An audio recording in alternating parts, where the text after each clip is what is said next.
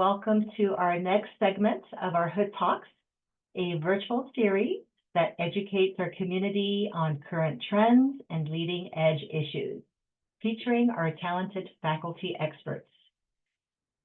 Today, it's my pleasure to introduce our featured speaker, Dr. Corey Campion, who is an Associate Professor of History and Global Studies here at Hood College, where he also serves as Chair of the Department of History. He is a specialist in modern European history and transatlantic relations, and he brings that expertise into a wide range of fascinating courses, from European and world history to food cultures, public memory, and environmental history. Currently, Dr. Campion is collaborating with Dr. Trevor Dodman on a forthcoming monograph that examines local memories of the First World War in Germany, France, Great Britain, and the United States through both literary and physical landscapes. His research has taken him across continents, exploring memorial sites and leading tours in France and the US, all while deepening our understanding of how societies remember and memorialize the past. So please join me in giving a warm virtual welcome to Dr. Corey Campion. Thank you, Tanith. Let me go ahead and share my screen here.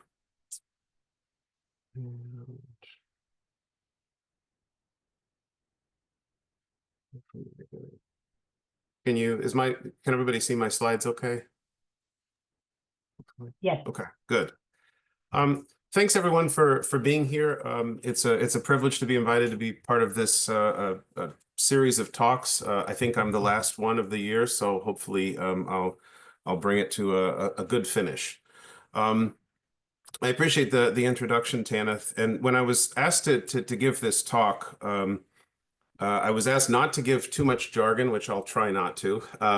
But memory is a thing that's in our news a lot lately. It's in the headlines. We've heard about all kinds of memorial controversies. And so what I thought I would do today is just spend some time sharing my experiences as a memorial scholar and try to provide some vocabulary and tools that we can use to engage these topics in an analytical, objective way, which is sometimes hard to do.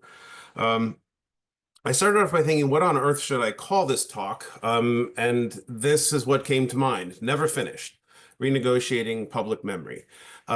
I think one of the things that I hear most often when I read about memorial controversies and sort of conflicts over memorials, I hear people say, well, if they take this memorial down, it's always been there, they're changing history. There's a sense that something permanent is being taken away. And I think my first response to that would be, that's not true. And I say that with all due respect. Memorial landscapes are never finished. The only thing that's constant about them is change. They're constantly being constructed, reconstructed, negotiated, and renegotiated. And just to illustrate this, I thought for fun, I'd show us a picture of a memorial landscape that we're all really familiar with, though not in this particular form. This, of course, is the National Mall. Though if I say the National Mall in Washington, D.C., I'm guessing most of you don't have this image come to mind. You probably think of the World War II Memorial, the Washington Memorial, Lincoln, Vietnam, Korea, etc. A lot of that is not in this photo. This is a photo taken in the early 1940s when the mall was not the landscape we think of today, but was in fact home to a bunch of office buildings housing bureaucrats working on the American war effort during the Second World War. And so just a kind of illustration of the fact that these landscapes are always changing, and that's just part of how memorials work. So with that, I thought I would start off by talking about probably the news story that has been on our minds the most, the one that maybe garnered the most attention, and that is the story concerning the memorial, the equestrian statue to Robert E. Lee that was in Charlottesville, Virginia. It was sculpted by Henry Schrady, though he died just before it was dedicated. It was commissioned in 1917, took some time to produce it. World War I intervened in the process along the way, and it was finally dedicated in 1924. Now, one of the first things that I always ask whenever I encounter a memorial anywhere I want to know its dedication date. And that's because memorials, while they often seem like they're about one particular issue or one particular time period, in fact, memorials are constructions of the present. And often they say more about their present moment than they do about the past event that they seem to be speaking to. And so I think the dedication date is really interesting here, 1924. This is not a memorial that was put up by people who served under Robert E. Lee. This is not a memorial put up by soldiers who fought in the Civil War that are trying to commemorate their fallen comrades. This is a memorial that's put up much later, after the fact. And 1924 is an interesting date. The memorial's commission and dedication dates fall right around the 50th and 60th anniversaries of the Civil War, when an interesting project of reconciliation between the North and the South was underway. I should note that this was largely a project of reconciliation among white Americans, the idea of bringing white Union and white Confederate veterans together. And so if you look at the paper here, which I've included on the screen from Charlottesville from the dedication day, Lee statue is unveiled. The other headline, Lee ideal of a whole land. And what's really interesting is if you blow up this article and you read the speeches from the dedication today, they make some interesting comparisons between the Confederate soldiers who fought in the Civil War and American soldiers who were at the time fighting, or had just fought rather, in the First World War, arguing that Confederate soldiers exhibited the same valor and bravery and courage as American soldiers on the battlefield, and kind of blurring the lines between Confederate Union divisions and the notion of American unity. This memorial was trying to do something very different than what I think it's often seen as. It's speaking very much to the 1920s and this project of white reconciliation. As you well know, this is a controversial memorial, and especially in the wake of the Charleston church shooting in 2015, there grew an increasing chorus of calls to remove Confederate memorials, which were seen largely as symbols of white supremacy.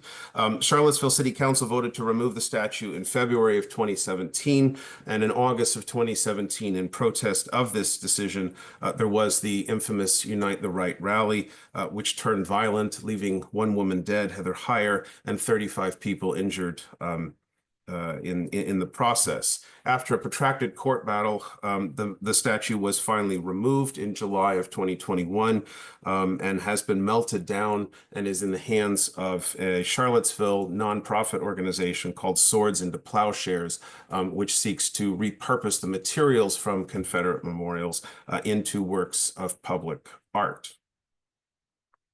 Now, the first observation I want to make here is to try and contextualize this, because, and maybe this is the European historian in me, I often feel like events get reported in the American press and it's almost like they're happening in a vacuum.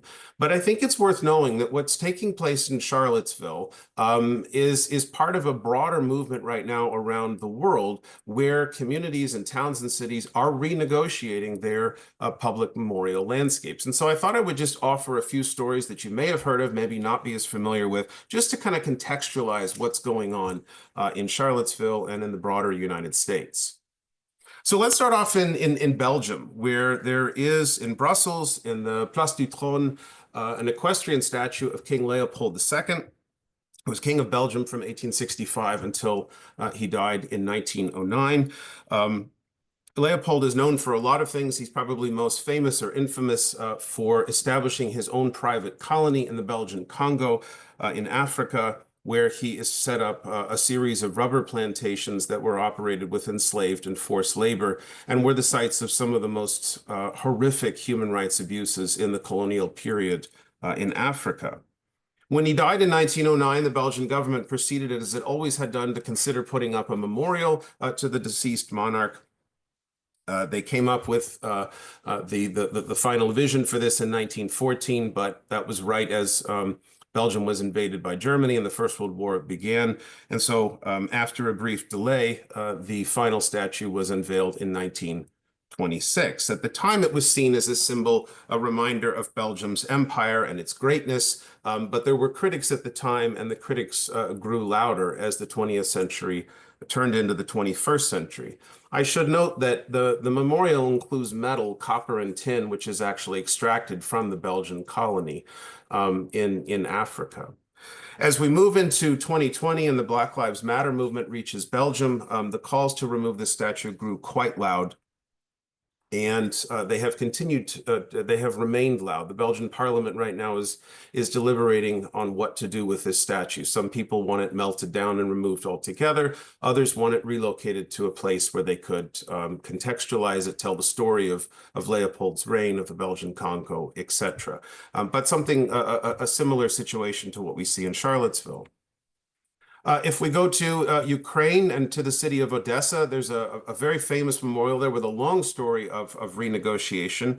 There's a monument to the founders of the city, the top of which is a statue of Catherine the Great, the Empress of Russia, who in fact oversaw the establishment of Odessa, an important Black Sea port city in the 18th century.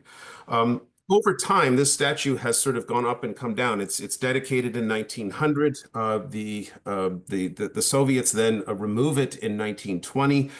It's restored by Ukrainians in 2007 when they were seeking to sort of tell their own national history in the wake of the Cold War. But after the most recent invasion of Ukraine by Russia began, there were, I think, obvious, understandable calls to remove this statue. And in fact, it's been placed now in a temporary storage facility, and it's not clear what will happen to it in the future. Another example comes to us from China, where there is a work of public art there, a memorial called the Pillar of Shame, which was produced by Jens Galschiot, who was a Danish artist that's actually produced several of these types of pillars in different places around the world to commemorate victims of political violence. This particular Pillar of Shame was dedicated in Hong Kong in 1997. It was originally in a park in the city, and it commemorates the victims of the Tiananmen Square massacre, those killed by the Chinese government cracking down on the protesters in 1989. Hong Kong, which returned to China in 1997, had actually been one of the few places where the victims of the Tiananmen Square events had been long remembered.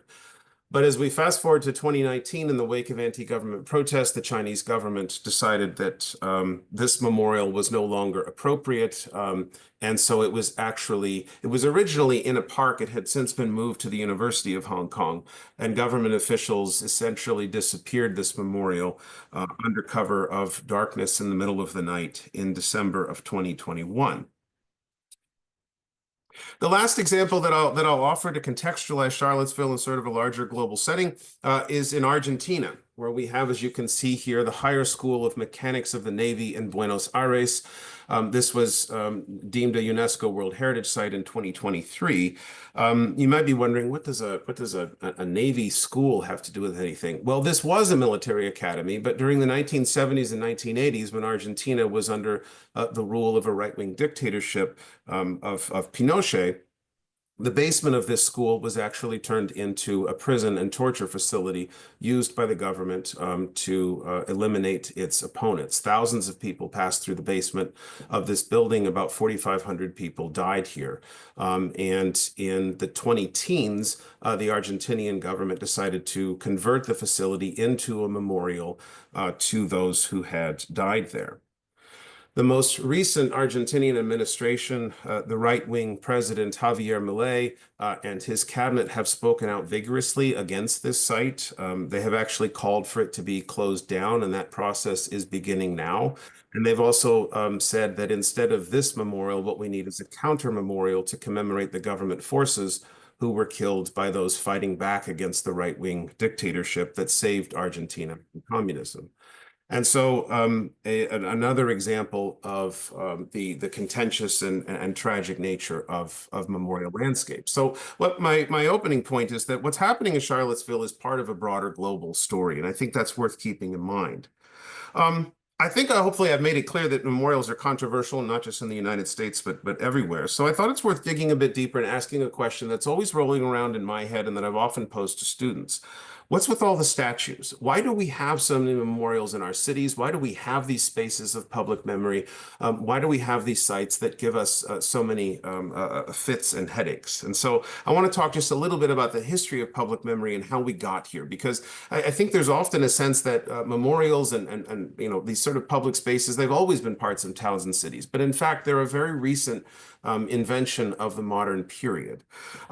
So to begin with, I want to just say, and I hope my colleagues in the grad school will forgive me as I do just a little bit of jargon here, but if I can contribute anything, hopefully it's a vocabulary that we can use to have a meaningful discussion about these things. I've said a lot already about memorials, and I've used the word memory. I think it might be worth talking a little bit about what memory is. And that sort of goes hands in hand with talking about what history is. Those could be talks in and of themselves, but suffice to say, history, I think, is perhaps best thought of, or one way of thinking of it, is to think of history as a true story that is written about something in the past, in the present, right? And when I say true story, I don't mean true with a capital T. By true, I mean that when we write history as historians, we work with the evidence that we have. And ideally, what we say in our stories, our narratives about the past, is based in the evidence. And if we don't have the evidence, then we don't write about it, or we're honest about what evidence we don't have. And so I just pulled a random book off my shelf here, Capital Cities at War, which I highly recommend, by Jay Winter and Jean-Louis Robert. A great classic academic history book, open to a random page, page 185 here, and at the bottom of the page, what do you see? A sea of footnotes. These are the places where these scholars are telling us, this is where I got the information from. This book, this archive, this is the evidence that my account of the past is based on. Trying to make an accurate account of the past is our goal and mission as historians. It's not always perfect. It's not always ideal. We all have our own biases, but we really are trying to work with evidence to recreate the past as accurately as possible. Memory is something else. Memory is perhaps best described as the myths that people tell themselves about their past and how their past connects to their present. Memory is very much tied up in the formation of identities. And when I say myth, I don't mean that pejoratively or to dismiss it. But memorials don't operate on seas of footnotes. They're not worried about trying to get everything accurate. They're not doing the same thing that history is doing. Memorials work with symbols and emotion and rhetoric and allegories. And so a World War I memorial here from a small French village called Crécy-sur-Serre is a great example of what memorials do. There are no footnotes here. We've got symbolic representations of things, right? We have a fallen French soldier. We don't know what his name was. We don't know if that particular soldier existed, but he stands in for all French soldiers. He's being lifted up by this allegorical woman, most likely the female embodiment of the French Republic, named Marianne. And all of this is pointing up toward this rooster at the top. The rooster is of course, the symbolic representation of the French nation going back into the Middle Ages. This draws on well-known symbols and tropes. It works with emotion. It's doing something very different than history. And so I think it's just important to kind of keep in mind what memory and what memorials are and how they function and how they are different from history. That being said, why do we have these things in our town squares? Where did this come about? When did we start filling our cities and parks with memorials? You don't have to look far to find them. I've found thousands of them. It's almost what I do for fun in addition for work. We've got statues, plaques, memorial highways, stadiums. These things are everywhere. How did we get to this point? Well, that in itself, again, another long talk.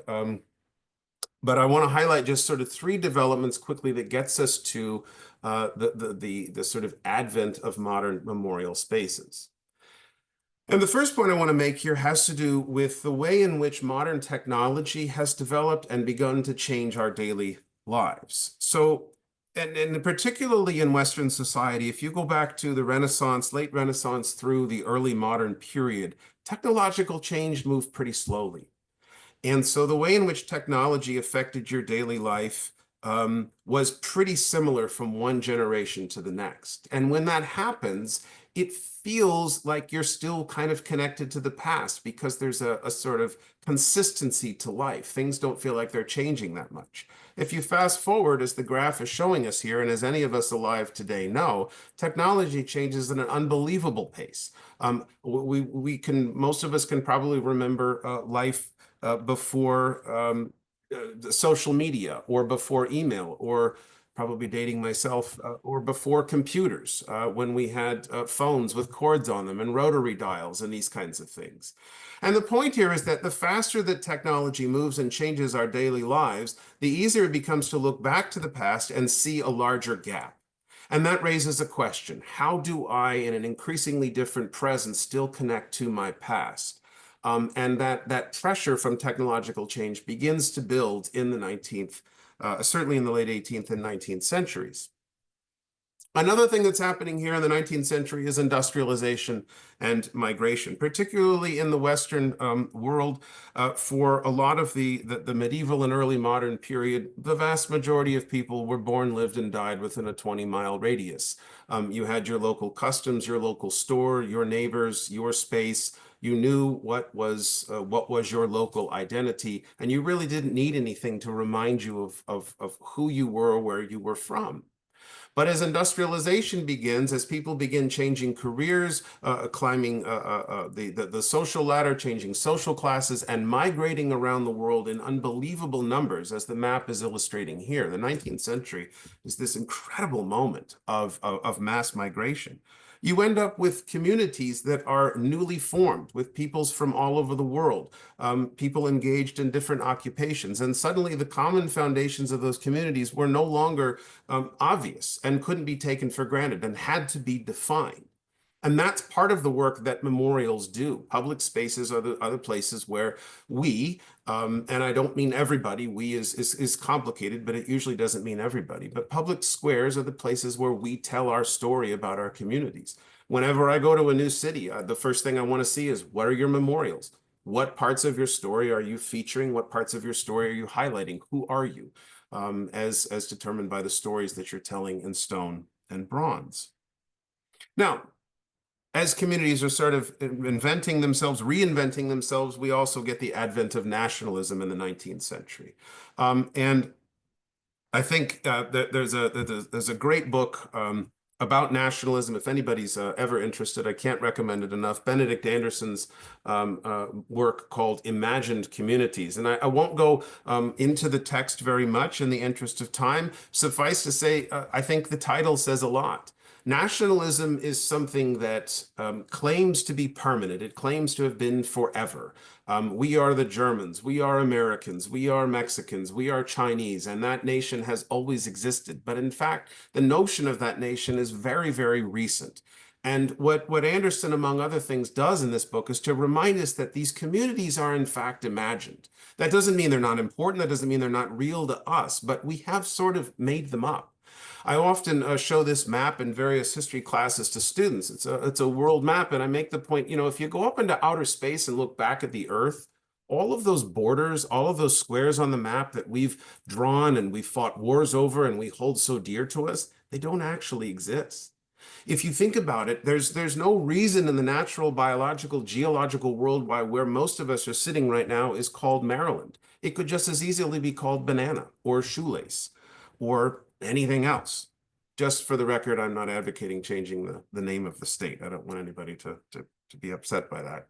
But my point is that we create these things. And to create them, one of the things that happens is we start to tell stories about the past, and we put up statues and we put up memorials and monuments in these modern cities to reinforce these identities.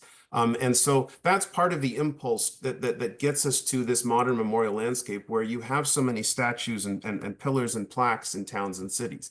It is a new invention, and it hasn't always been that way. There's a reason why it is the way that it is. So that's why we have statues, or at least a beginning of an explanation.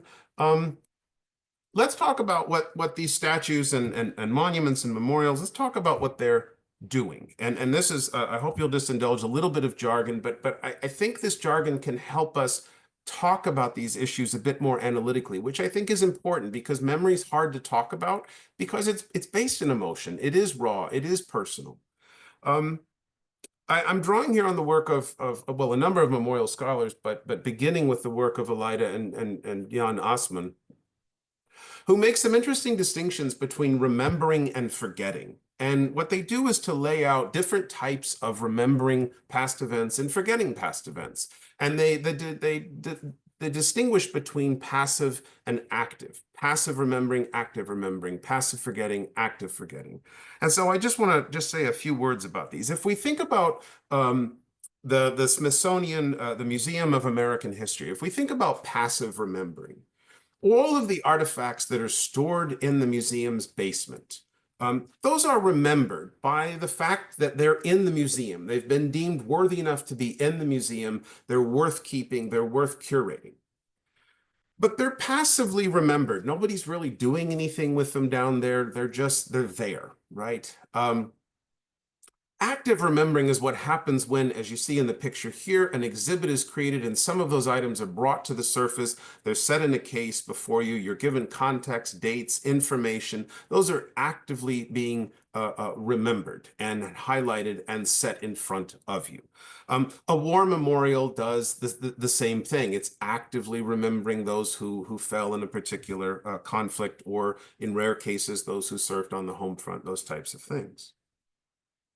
Then we have forgetting. And passive forgetting is often an unintentional process whereby something just falls out of the frame of our focus, not necessarily by design, but because of the constraints of remembering. It's remembering and forgetting kind of go hand in hand. And if you are remembering one thing, you're probably forgetting something else. I often take the example of if you imagine you're going to create a memorial to any event and you have an 8.5 by 11 bronze tablet on which you can inscribe whatever you want. You're not going to be able to put everything about that event, everyone, on that plaque. There are just physical limitations that won't allow you to do it. And so even with the best of intentions, some things will be forgotten along the way. But there's also active forgetting. Active forgetting is intentional. This is when we see memorials or parts of history being removed, being destroyed, being censored. The examples that I laid out earlier, if you think about the Tiananmen Square Victims Memorial, the Chinese government is actively trying to forget this event by taking those memorials down. Sometimes active forgetting becomes pervasive. And it goes on for generations, and it's everywhere, to the point that certain people, certain communities, certain aspects of the story are just nowhere to be found. And when active forgetting reaches this point, it's what we tend to talk about as erasure. And a number of scholars have written about erasure. I really like what Toni Morrison in her 1988 article, Unspeakable Things Unspoken, had to say. She writes in this article about the lack of African-American characters in much of early American literature, particularly canonical literature, the text that we think of as defining American literature. And she writes about the fact that in many of these novels and stories, there aren't any African-Americans, which seems at a minimum odd, given the real presence and roles that African-Americans played in American society. She talks about, quote, certain absences that are so stressed, so ornate, so planned that they call attention to themselves. This is when we see erasure, when something is just completely left out of the memorial landscape altogether. And an example from my own research is the role of women in the First World War. The First World War memorial landscape, not just in the US, but in many countries, is predominantly male. The role of women, which was unbelievable in the war, women made so many contributions on the battlefield and on the home front, is largely just erased from the memorial landscape. So just some terms, some examples here to kind of talk about analytically what it is that these memorials and these statues are doing.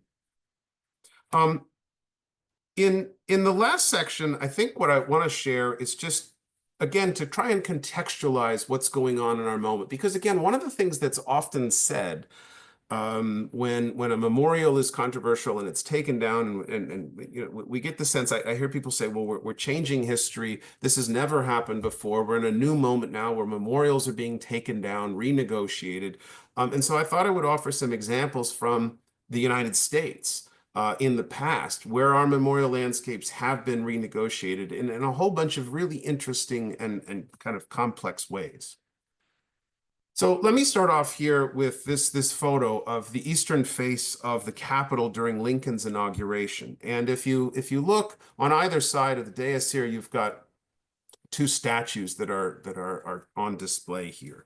And these are statues I can show you a little bit closer up here. The one on the left is titled Discovery of America by Luigi Perisco. And it was displayed well, it was moved in a couple of different times from the late 1830s, and then it was in that location that you saw in the photo in 1844, all the way through 1958. And what you get in this statue, or in this work of public art memorial, is a Columbus figure in full military regalia, in a sort of conquering pose, standing over a nude Native American woman, so drawing on the trope of the noble savage, a hint, more than a hint here, of a civilizing mission, and celebrating this sort of conquest of the so-called New World by Columbus.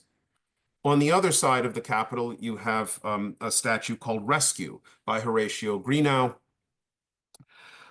which is a really interesting depiction here of a white sort of civilizing figure saving a Native American figure from primitive lifestyle, from the use of violence, and bringing sort of civilization to the American West. The dog here, I had a close-up photo. The dog, it's a long story, but it itself was actually on display separately at Middlebury College for quite some time. But these two statues, as you might imagine, I'll go back here to the first photo, were controversial.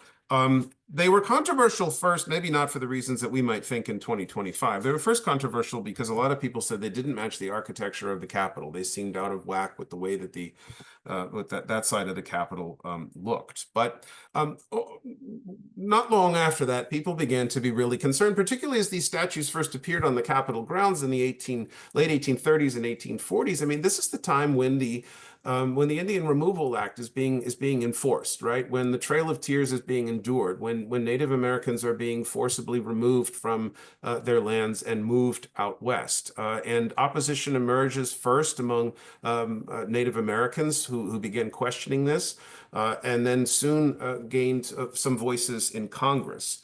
Particularly by the 1930s, the opposition really to these statues began to intensify.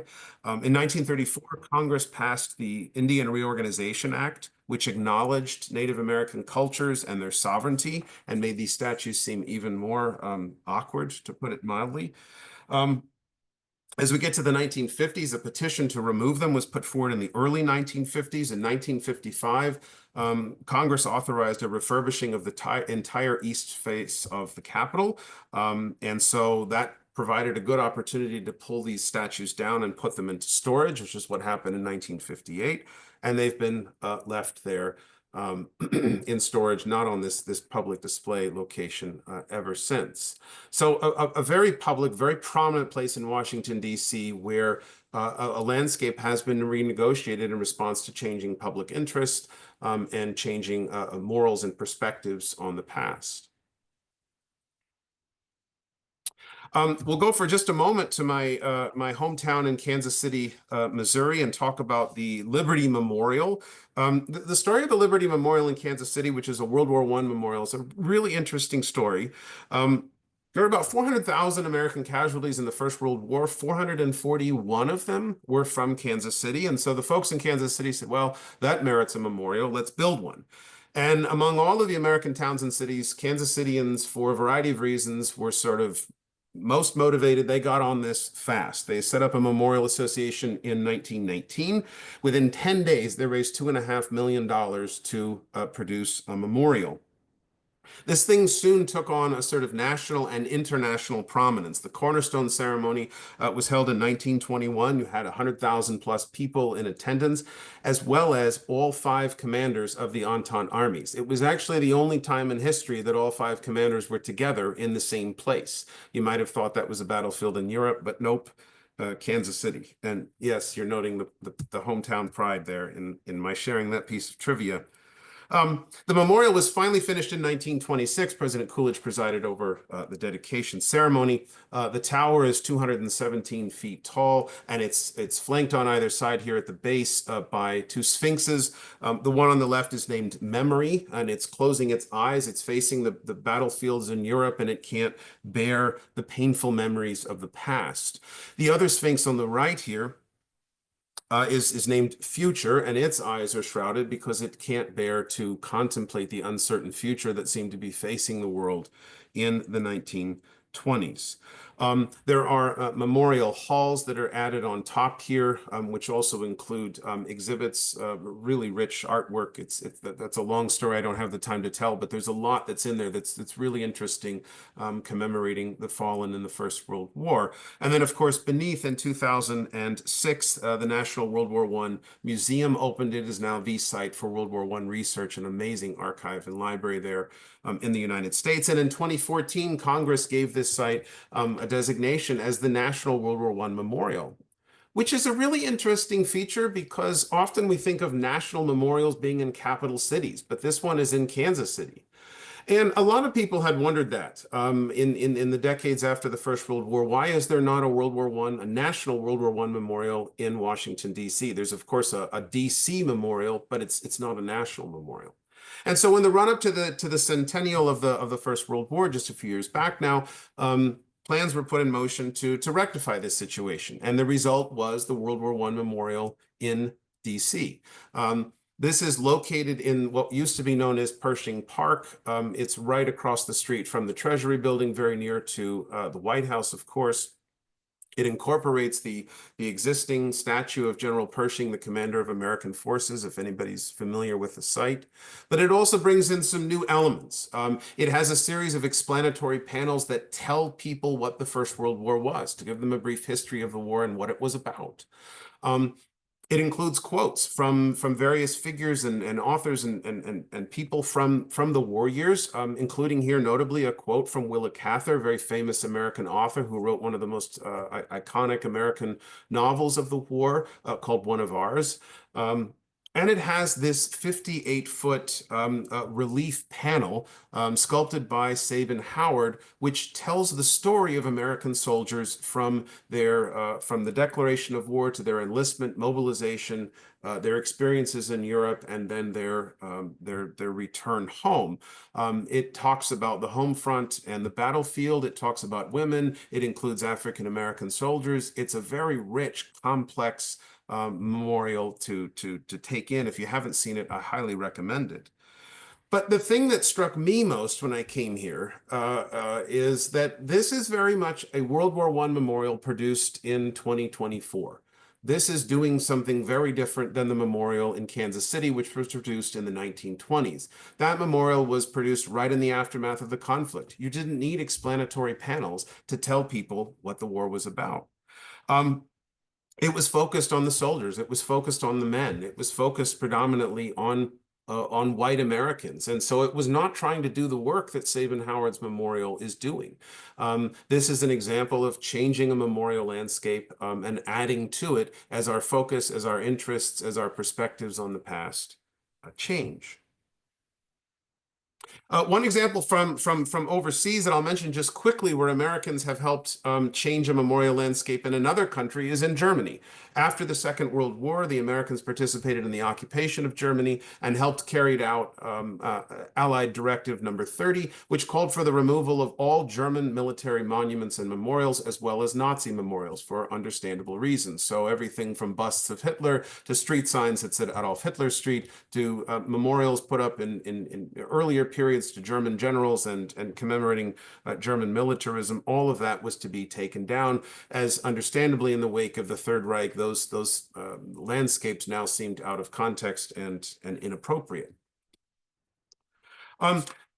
Just two more examples of memorial landscapes that have been changed. Whenever I think about this in the United States, I can't help but think about the Vietnam Veterans Memorial in Washington, D.C. When we think of the Vietnam Veterans Memorial in D.C., I think we tend to think of Maya Lin's famous wall. It's one of the greatest draws on the mall for tourists and visitors every year. It actually began as the work of a Vietnam veteran named Jan Scruggs, who was having a personal struggle remembering the names of people that he had served with. And his colleagues in the military were having a similar experience, and so he wanted a memorial in which the names would be remembered.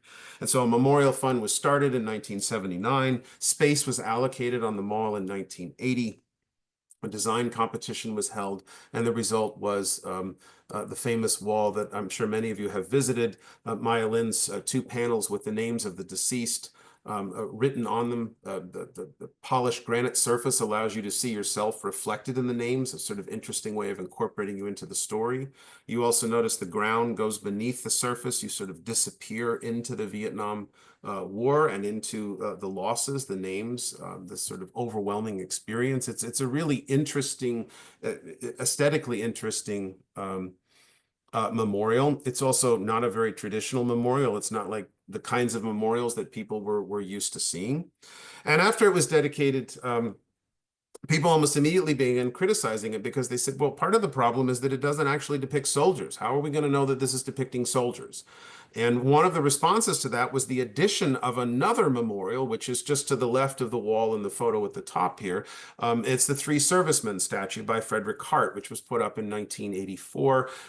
Draws on photos of soldiers, tries to show the diversity of troops who fought in the war, and seemed to speak to the need for a sort of representation of soldiers that Maya Lin's wall didn't deliver.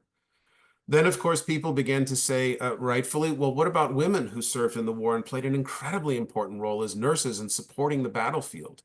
And so an artist named Glenna Goodacre was commissioned and produced the Vietnam Women's Memorial. It's also just down from the Three Servicemen statue, and that was dedicated in 1993. About another 10 years later, in 2004, people said, well, this whole site commemorates those who went to Vietnam and died there. But what about the veterans who served in the war, came home, and then later died as a result of their service? And so a plaque was added to commemorate that particular part of the story. And so what you get at this space in the mall is this incredibly rich, layered memorial landscape that is a real testament to the way these places are always changing and being renegotiated. My last example that I'll give then is one that came to my attention at a conference a couple of years ago, a memorial conference at the University of Alabama.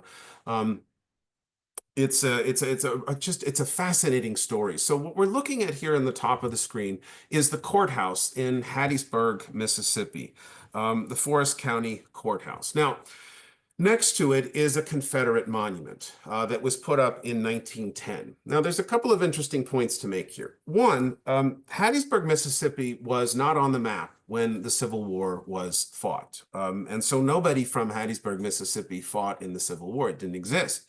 It was founded much later. This courthouse was put up in 1907. And shortly after the courthouse was put up, as a way to sort of tell the story of Hattiesburg and locate it within the larger state, and Southern identity, the local chapter of the Daughters of the Confederacy decided that they wanted to put up a Confederate monument. And so they put up this monument, which is dedicated generically to the men and women of the Confederacy, has a Confederate soldier at the top, sort of holds up the kind of typical glory and honor and valor of the Confederacy that you get from Confederate monuments. Again, I think the date is really interesting. It's 1910. This is not a memorial that's put up to commemorate the fallen in the immediate years after the war. It's not a memorial to commemorate local people who died in serving for the Confederacy, because, of course, Hattiesburg didn't exist then. This is placed by a group that was trying to push a white supremacist view, and the courthouse was a place of power. And putting this memorial there was a reminder, particularly to African Americans in the town, of white supremacy and the power of whites in this community. And so this memorial is doing different work, like so many of them are, than what they seem to be doing on the face of it. Now, this memorial has grown controversial, particularly since 2020. And there have been calls to remove it, which have not been successful. But there's something really interesting that's been added there. This is an example of what I call subtraction by addition. You can take a memorial down, but when that doesn't happen or can happen or won't happen, you can also complicate a memorial by putting something next to it that's in dialogue with it. And that's what we have here at the bottom. We have a memorial to Vernon Dahmer Sr., which was dedicated in 2020. Vernon Dahmer was a famous civil rights activist in the African American community, gave speeches in this area, was very active in the campaign to register Black voters in the 1960s, and he was murdered by the Ku Klux Klan in 1966. Local sculptors and artists Ben Watts and Vixen Sullivan got together in the 20-teens and decided to put a memorial up to Vernon Dahmer. And where the memorial is located, if you look at the picture of the courthouse, it's just to the left, just off the photo. It's, in other words, Vernon Dahmer's statue, he's staring right at the Confederate memorial. And so there's a really interesting dialogue going on here between these two spaces. The Confederate memorial just suggests the sort of glory and honor of the Confederacy, but it doesn't actually talk about what the Confederacy was or what it stood for, what its founding principles were as articulated by its leaders, including its vice president. But the Dahmer statue and invoking the memory and history of the civil rights era sort of speaks to the Confederate memorial and brings that out. Why is Dahmer so worried about votes? Why is he worried about votes counting? That, of course, gets us to the history of African American civil rights and voting rights, which gets us to the history of enslavement, which gets us to the foundations of the Confederacy. And so this is a place where a memorial landscape has been renegotiated, not by taking something down, but by adding something and creating this really neat conversation between two memorial sites. So some examples to sort of contextualize that and show hopefully that what's happening now with memorials in the United States is not new. It's par for the course. It's what memorial landscapes do. They're constantly renegotiated. I'm happy to take any questions. I was asked to speak for 45 minutes. I've spoken for 43. So hopefully that fits well within it and leaves us time for questions. Thank you.